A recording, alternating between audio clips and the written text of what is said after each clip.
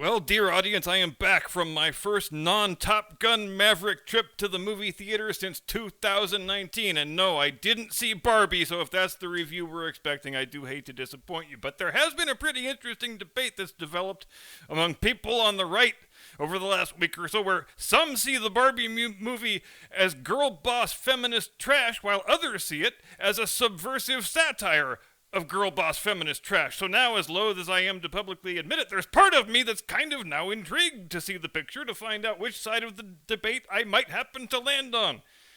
But I'm happy to wait until it comes out on some streaming platform and I'm really, really drunk. The reason I decided to go see Oppenheimer was threefold. One, because it's a historical picture with no current day political axe to grind, and we hardly ever get that in the woke Hollywood era. Two, because I am a big Cillian Murphy fan, and it's rather silly that this is his first lead role in a big budget summer blockbuster. And three, because I'm an admirer of Christopher Nolan's technical acumen, to the point where I think it's worth the money to see a picture of his in the IMAX presentation for which it was intended. I hear a lot of people, since this movie came out, flatly asserting that Nolan is the greatest living film director. But I don't concur with that assessment. I think he's the greatest technical innovator of his generation, and I greatly respect the fact that he prefers to achieve things with practical effects rather than the computer-animated green screen buffoonery that everybody else uses these days. But greatest living director? That's a bridge too far for me, because there are some Nolan films that I just don't like all that much. I don't think Inception is as great as some people do. I didn't like Tenet much at all. I enjoy the Dark Knight trilogy, but I also think it's rather wildly overrated. I like Interstellar, but I think it's got a shitty ending. I really like Dunkirk, but I had to watch it for a second and a third time to figure out how the three narratives line up with each other.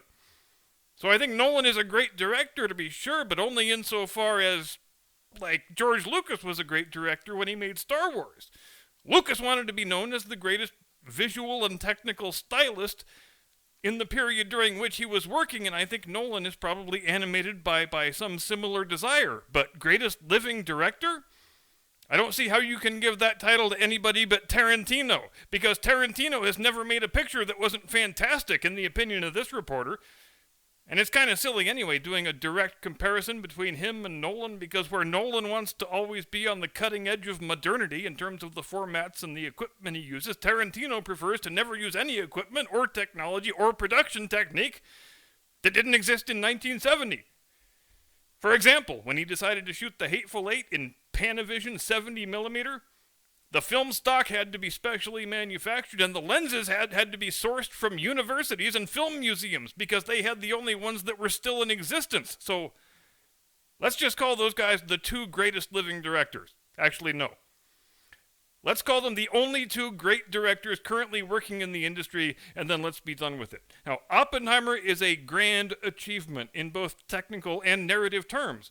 But there's not much I can say about the picture that 1,000 other YouTubers haven't already said in the 3 weeks since the thing came out. So I'm going to do something I like to do when reviewing a movie about a historical topic where there's another earlier picture that's also dealt with it. And that's to do a combined review and analysis of the two films together, as I did a while back with the two Mutiny on the Bounty movies from 1984 and 1962 respectively. So with that in mind, we're going to talk about Oppenheimer, and we're also going to talk about Fat Man and Little Boy, 1989, directed by Roland Joffe, starring Paul Newman, Dwight Schultz, and John Cusack. The latter film was a box office flop, and it got just absolutely savaged by the critics when it came out, but I've always had a bit of a soft spot for it, frankly, and having rewatched it a couple times for the purposes of this video, I think I still have a soft spot for it, and I think I've developed a better understanding of why it was so unfairly reviled when it first came out.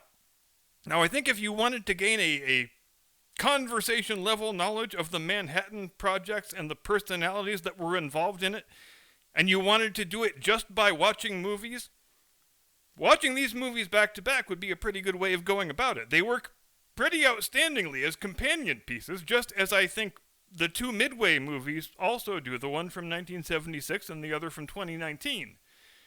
Where the new Christopher Nolan picture is primarily a deep-dive character study of J. Robert Oppenheimer, The previous 1989 picture concerns itself more with a linear presentation of the events from the inception of the Manhattan Project in the spring of 1942 up through the Trinity test in July of 45, and it's less concerned with getting inside the heads and the emotions of the figures involved in the building of the bomb. Sorry, the gadget. But I think there's merit to be found in both of those approaches, and we'll get into it in greater detail after Jim Eagle hits the damn music.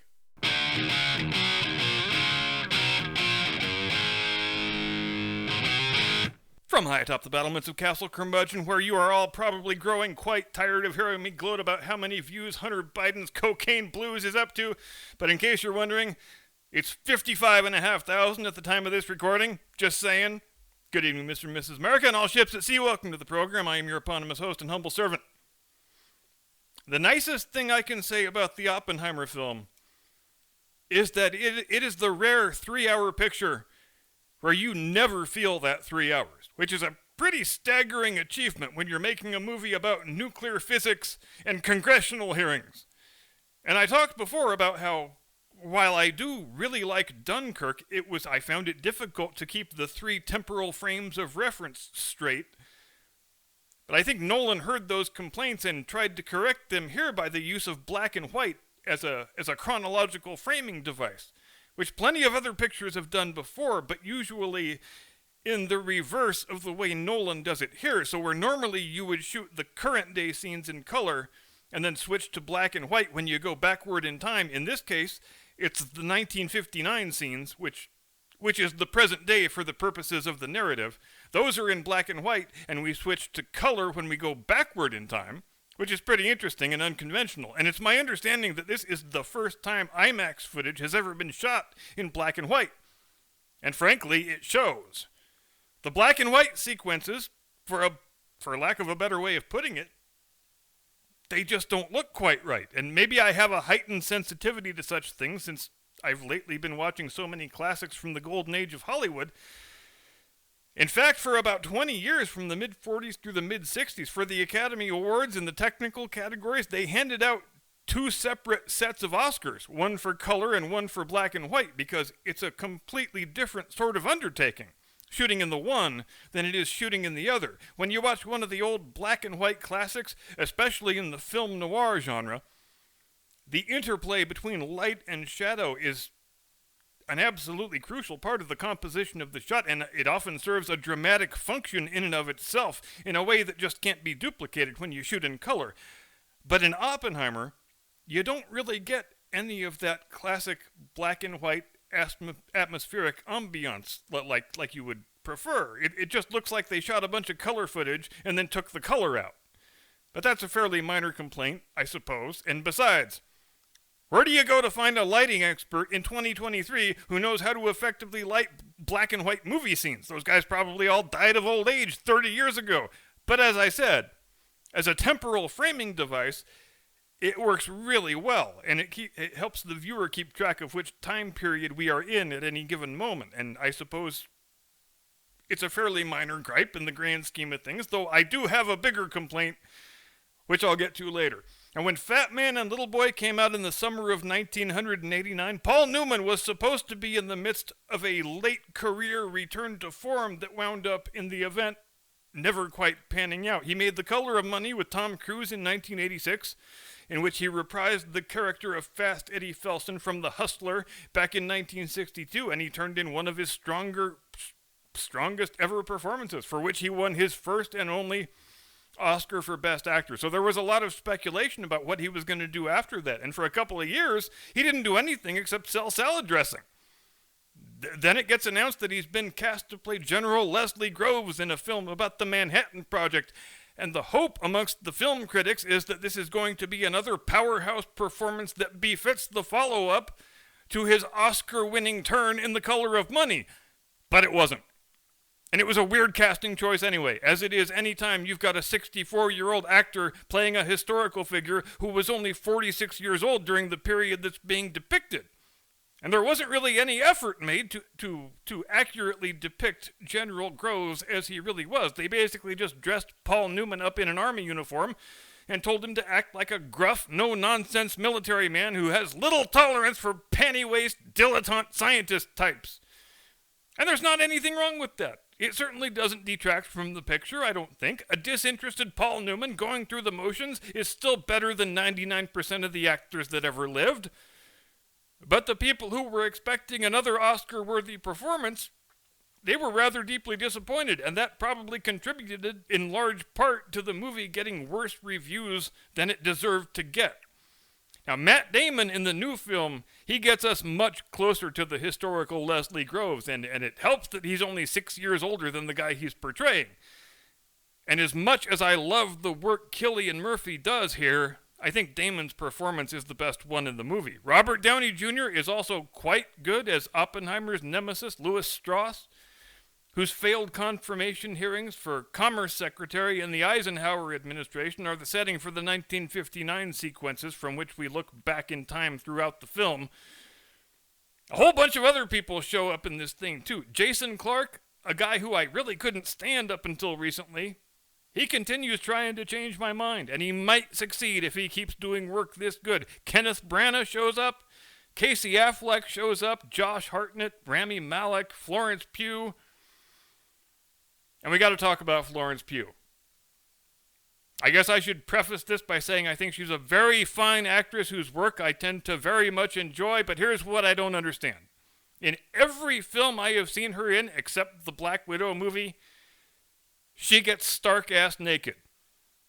And I'm sorry, she just doesn't have a very good body. She's kind of stocky and pear-shaped, got a big ass and little tits. She's not an unattractive young woman. She just looks a whole lot better with her clothes on, is all I'm saying. But that's not my biggest complaint about Oppenheimer. You want to know what is? And look, if I'm the only guy in the United States who noticed this, I don't think it makes it any less inexcusable. But there's a scene shortly after the success of the Trinity test, where Oppenheimer is entering the auditorium to greet his cheering colleagues, and they're cheering rapturously, and he's going to give a victory speech, and everybody in the audience is waving little American flags with 50 stars on them in 1945. Now, a picture that pays this much meticulous attention to historical detail, and they get the flag wrong? All the continuity experts and historical advisors you must have hired for this thing, and nobody caught that?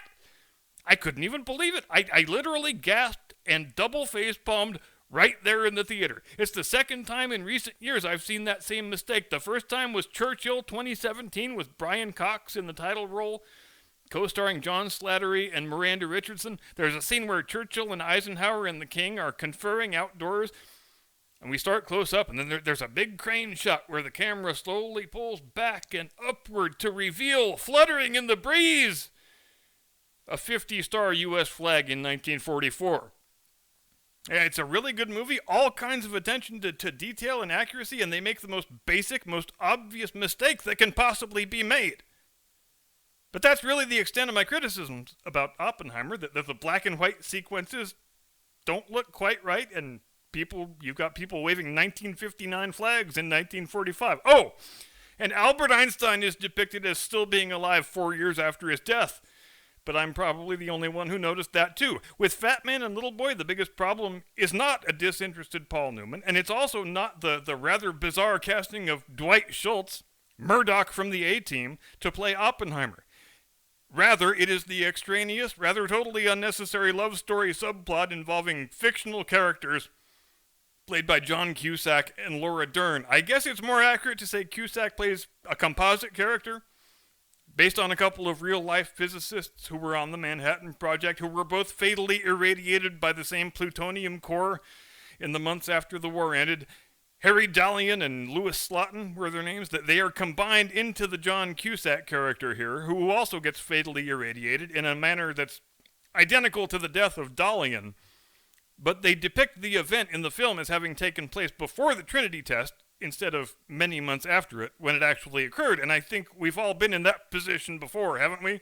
Your new girlfriend says she wants to have sex with you for the first time tonight, and then, like a total dumbass, you go and get yourself killed at work, messing around with some plutonium. Wish I had a nickel for every time it happened to me, I tell you. And I'll grant you, safety protocols in 1946 were not as robust as they are today, but still, it takes 2 dead physicists before it occurs to anybody that, maybe we shouldn't do tests like this with our bare hands in a room full of people with nobody wearing any protective gear whatsoever.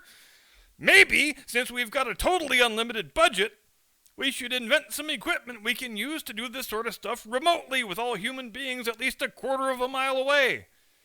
But yeah, in the Dalian incident, they had 2 hemispheres of a plutonium core, and if the hemispheres touch each other, then you get a nuclear chain reaction and a massive release of neutron radiation. So you have to make sure the hemispheres don't touch, but they have to be close enough together to be sure you get the criticality you want when it's time to blow up the bomb for real. So they're doing a test to see how close to criticality the hemispheres are when they are placed at various distances apart from one another. And what's this guy using to keep the hemispheres separated? A screwdriver that he's holding in his left hand. So, the screwdriver slips, the hemisphere is touched, the chain reaction begins, and Dalian has no way of stopping it except to remove the top hemisphere with his freaking bare hand and toss it on the floor. For his trouble, he spends the next 9 days dying just about the most agonizing type of death that's known to medical science. The security guard, who's innocently sitting at his desk 12 feet away and minding his own business, he dies of leukemia 12 years later in his mid-40s. And nobody thinks to establish any new safety protocol, so the second guy dies in pretty much the exact same way, only a few weeks later. Except this time there's about a dozen people in the room watching the test, all of whom, you won't be surprised to learn, wound up dying of various types of cancer over the course of the next 20 years or so. In Fat Man and Little Boy, the version of Robert Oppenheimer that we get is basically just a nerdy scientist who's otherwise a fairly normal guy. But Oppenheimer was not that. He was a tortured soul for the entirety of his life, in addition to just being a really weird guy, as theoretical physicists often are. But the most fascinating thing to me about Oppenheimer is the internal contradiction in the fact that here you have a man with a massive ego and unlimited reserves of self-assurance who somehow doesn't have a vindictive bone in his body, who will warmly shake hands with a former colleague who has just tried to wreck his reputation and ruin his life, whose wife can't understand for the life of her why she's married to a man who allows himself to be walked all over and dragged through the mud by people who are clearly his inferiors, whose military associates can't figure out how this dude can be totally devoted to the project, totally devoted to operational security, completely loyal to his country and the war effort, willing to make every single personal sacrifice but one. He flatly refuses to stop banging his mentally disturbed communist mistress. Which is another trait that famous physicists seem to share in common. What should we call it? Monogamous philandering?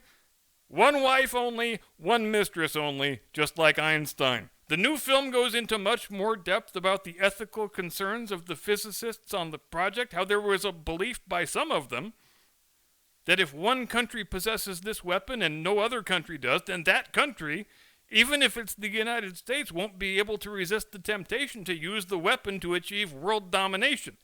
There were some who believed, Edward Teller foremost among them, that the best way to assure world peace was to build the biggest, most fearsome, most deadly weapon imaginable and then share the technology with everybody else in the world, which I suppose was probably an early version of the later official doctrine of mutually assured destruction. And with 80 years of hindsight and retrospect, I think one has to concede that Teller probably had a valid point on some level, because the atomic bombs that were dropped on Hiroshima and Nagasaki are still the only nuclear weapons that have ever been deployed in anger in world history, and there still hasn't been a World War III, despite Joe Biden's best, most concerted efforts to start one.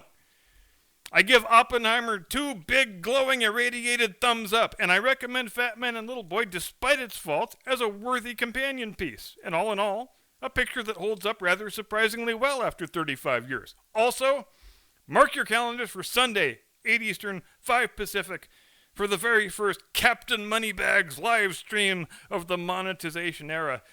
And it looks like I've already got 600 subs before I even got around to doing the 500 sub celebration show, but I guess that's not a bad problem to have. Thank you very much indeed for watching. See you next time. Have a great day and a pleasant tomorrow. Do not comply. Get off my lawn!